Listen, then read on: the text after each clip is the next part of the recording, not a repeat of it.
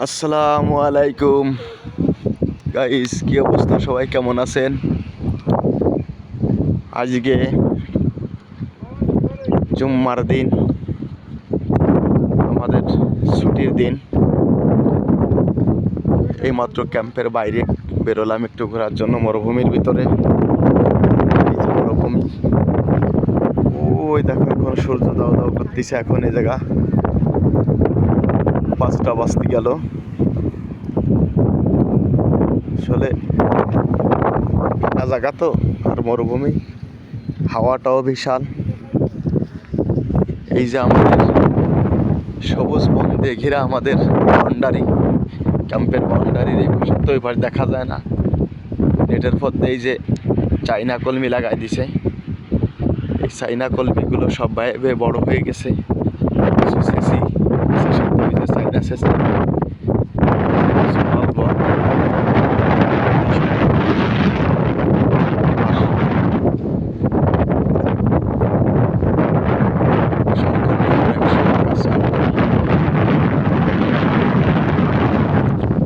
একসঙ্গে বেরোলাম একটু ঘোরার জন্য।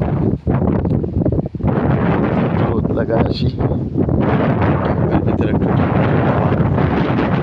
আর বাইরে কত সুন্দর রোদ, কত সুন্দর ওয়েদার, শীতের আবহাওয়া, বাতাসটা হালকা ঠান্ডা নিয়ে আসতেছে। চলতেছে ঠান্ডা বাতাস। এই যে কলমি গাছে কি সুন্দর ফুল ফুটেছে, দেখার মতো দৃশ্য।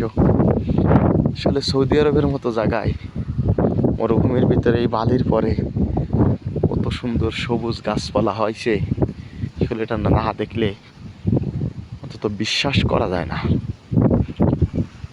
কত সুন্দর একটা জায়গা।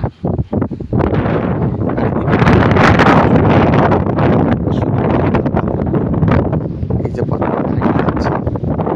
যা বাংলাদেশ 100 টাকা, সেই সিলেকশন বালুর পর দিয়ে ঝাইটে বেড়াচ্ছে। আর এই যে